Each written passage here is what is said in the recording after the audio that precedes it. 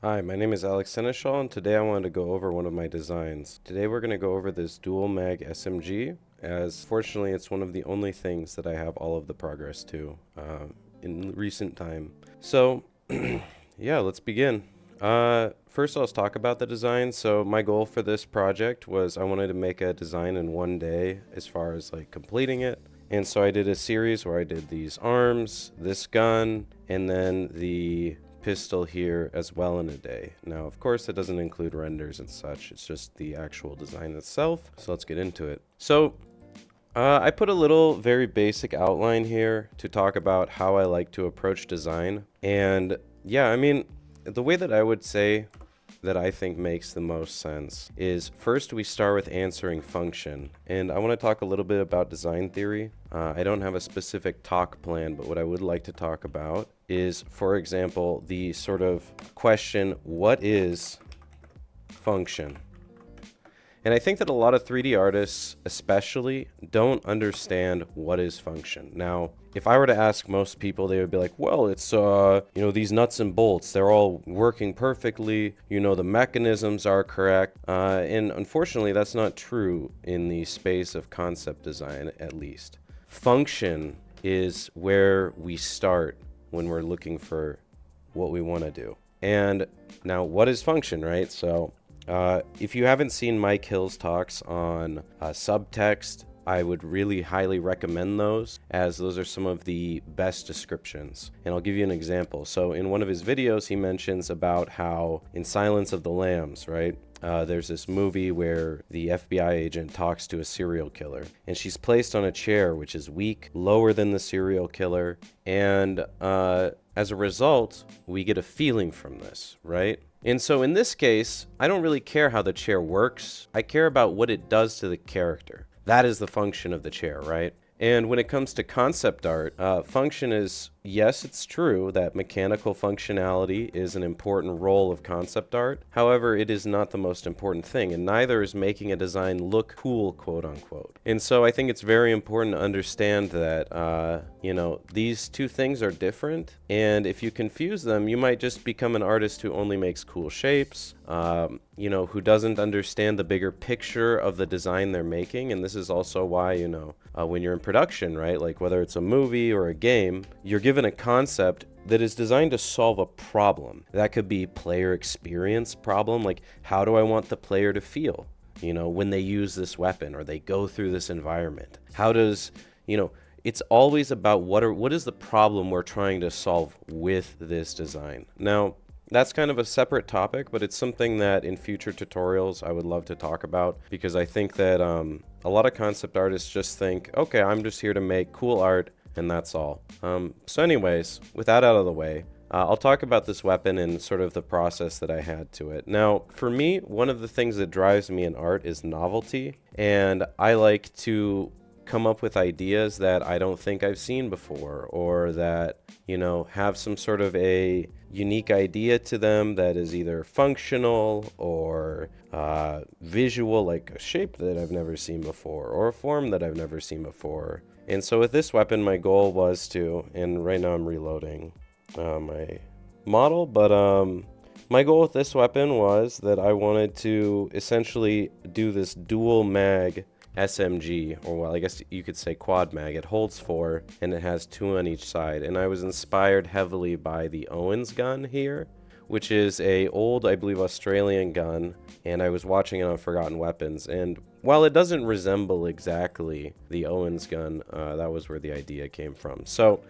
usually what I do at the start, and now in this case I know I don't have some greater picture I was trying to solve. I wasn't making a gun for a movie. I wasn't trying to, come up with something that fits a specific purpose. I just want to make something cool and novel. And so for me, the real function or thing that I wanted to do with this gun was have like a mag selector switch here. It would auto switch, so when you unload your magazine, it would switch between mags, and I wanted to carry extra magazines on the gun itself, on the gun. So you can see here, this is the weapon infusion, and the grip and whatever, like, they're not the greatest, but again, my goal is to do this in a very short time period. So yeah, you can see here there's two magazines, and I wanted to find a novel shape. So, for example, this curve, and I know some gun people will be like, oh, that's gonna jam, maybe, but I want to make it look cool first, which is a good point about my function, right? Like, I wanted to do a function that would be cooler over necessarily logical. Like, it's the future. Maybe they found a way to make it work, right? So, anyways, that was one of the main things that I really wanted to do with this weapon. Now, let's go back to this stage. So, again, it says up here, essentially the first role is like, what is my role? What is the question or the function I want to have? Like, what is my kind of brief, for example, for lack of a better word, like a brief for yourself? As my friend once said, if you figure out what something needs to do, you know how to design it. It designs itself. The second stage is what we're about to get into, so blocking out and sketching. So the reason why I like to do sketches often, it really depends on the context. Sometimes going straight into 3D is better, especially if you have like complex mechanisms in first person you want. However, I think it's very important if you want to be quick and consistent to be able to get your base idea out in 2D to a level that you feel comfortable enough bringing into 3D. Now, I have much better examples. Unfortunately, they're NDA, but this is an example of a sketch that I did, right? It's not beautiful, but you can see certain things, like a lot of these negative space design choices I did here were very intentional. I usually focus a lot on negative space and just trying to get a nice design here. And you can see that a lot of these like very intentionally designed spaces carried over. And again, when it comes to being quick, you're a production artist, you have deadlines. I think it's very important to build a workflow. So another thing that I also want to mention that I think is very wise and helpful to do if you are unsure what to do, ask yourself questions. Now, this is not a novel idea. There's like the My Kill Mind Map tutorial. Tons of people have talked about this, but I see it like, imagine I'm going to go buy this gun in a store, which as an American, I have the right to do. I'm joking. But you want to know what features does the gun have? Or, if you're buying an iPhone, you go check what features does this phone have? And so ask yourself that, if I had this object that I'm designing, what features does it have? And, so a lot of times, like going back and forth between the design process, I like to, ask myself that or re-ask myself that. So I can go, for example, back to an older save of this, and we'll start talking about the blockouts. So essentially, I do go to do a sketch, right? And then I usually bring that sketch into Fusion. Let me open it. And you can see I just try and get these basic shapes in. I mean, I may not have any real idea of what a lot of this stuff is yet, but that's okay. Like, I usually like to just get what I liked in 2D representative, like side view. And then I start to really like refine it from there. So this was save 9. Let's just go to like save 31. No reason to believe that that's the one I want, but whatever. So actually I did block this gun out twice. I stopped working on it. So let me see where my second blockout starts. Yeah, so I re-blocked this out. I started over. This was my first attempt, and then I don't know, I sat down for like a few hours and I didn't really want to do it. I had too much going on, so I came back to it, and this was my next block out. So you can see a lot of the shapes are already represented, and what I want to do is just get everything separated into shapes. Like, okay, this shape is separate from that one, from that one, from that one. And then from there you work on the relationship between all these parts. So I'm just going to keep going through a few of these versions. Just open 90. And just to show some of the reference I had, like, for example, one of my good friends, Ed, I really have always looked up to this guy's work because I think he does a very good job at making stuff feel believable despite being sci-fi. And so usually what I do at the start of a project, just like everyone, right, I have a few like things where I'm like, okay, I want to, keep these works in mind to help influence my thought patterns. So I just had a few things up here. I also really love this AR here. Cool. So you can see here, I mean, generally, like if I had a design I was trying to push really far, I wouldn't go into fillets this early. But you can see that, like, especially here, a lot of that very specifically designed negative space is starting to take form. You see I'm paying a lot of attention to it. I'm trying to figure out how a lot of these shapes connect, and then we can move forward.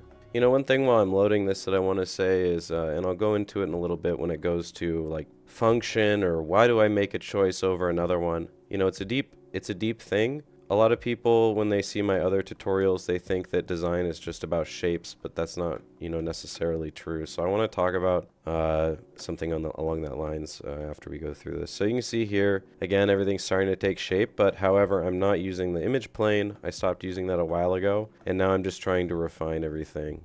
And so that's 137. Let's just go to just a little bit further. Cool. So again, you can see here the weapon is almost done. I probably did this whole thing in just a few hours. Starting to get the details in, trying to find cool shapes for that. Cool, so while this loads, I'll talk a little bit about this. So lately I've been talking to people, or my friends a lot, about why do we choose certain design choices over another one, for example. And so for example, I'm gonna bring up this example, Paul Richards, Auto Destruct. So I'm a huge fan of Paul Richards, as are many people. If you're watching this, his work isn't always safe for work. However, he is a genius and worked on many games. All right, and so one of the things that I wanted to talk about, right, is, like a lot of people, including my friends who I've taught design to, I think a lot of people struggle with the design basics so much that they think that that's a lot of what design is about. But there's not. There's, emotional design, how does the thing make me feel? There's thematic design. There's different ways to make choices, why should I do one versus another? And it really depends on context, right? Am I making a game? Okay, what am I making for the game? Who's going to be interacting with it? How are they going to be interacting with it? Okay, it's for a movie, interacts with a character, doesn't, whatever, right? But I just wanted to talk about this really quickly. So Paul says there's a difference between drawing a turtle and drawing a triumphant turtle. There's a difference between drawing a rock and a reticent rock, I don't know. And that's trying not to be noticed under a patch of moss. There's a difference between drawing a model and a model who's got a secret she's not going to tell you. And so he says, look at this aircraft carrier. What personality do you give it?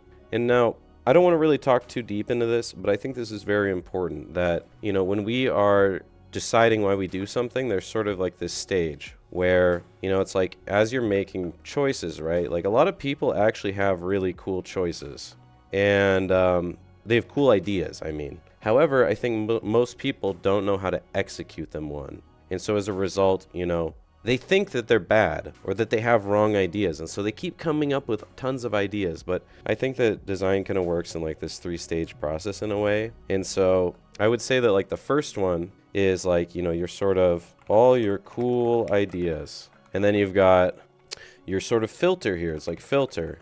Why should I do one idea over another? And then figure out how to make it work and look good. So I think that this is sort of the stages to solving not just function, but design in general, in a way. So a lot of people have cool ideas. For example, I don't have to be good at visual design to be oh man, what if there was a rocket and it shot rockets and they exploded and then there was this machine and this thing opened, anyone can think of those cool ideas. The question is, do you know why you're doing those cool ideas? And do you know how to make it look good? And so I think the important thing I want to talk about here, and it all goes to the start of this, design talk, is what is the role of a concept? And so I think here that is answered at this stage. So this is your design, potential, and ideas. That's this area, right? And then this is your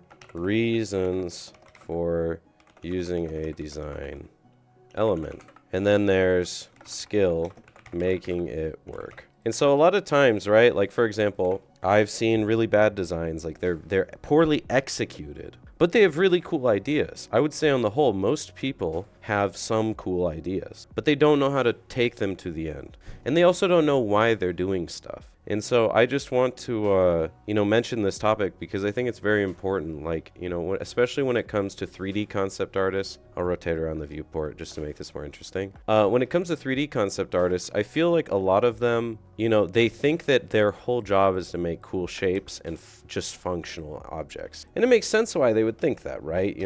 Oh, I'm using CAD, how complex can I model? I need to be technically, impressive. I need to, make it more believable than the next guy. I need to have a cooler shape than the next guy. And that's it's a very specific medium. But when it comes to design as a whole, as a topic, art styles and movies and themes and whatever, you know, that's a very small sliver of design. And so I just wanted to kind of finish on that. A lot of my process, especially when I'm doing client work, is answering why am I making a choice rather than just trying to make something look cool. But in this case, I just want to make some cool shapes and have a very specific function. So yeah, I appreciate you guys watching this video. Hopefully it was helpful. Some of this stuff I've never talked about, but I'm going to elaborate on in greater depth in the future. But I think a lot of people need to hear that when it comes to why am I making certain choices over others. And I think in general, you know, this sort of design process from block out to final, it varies for everybody. Personally, like if I'm doing an FP weapon, I want to have a very cool function, I might actually just go straight into block out on that, make it look good in FP, and then do a side view paint. It really just depends on project. It depends on your goals. Is it for personal work? Like, you know, so there's just a lot of variables that go along with everything. But hopefully this video was informative, and thanks for watching.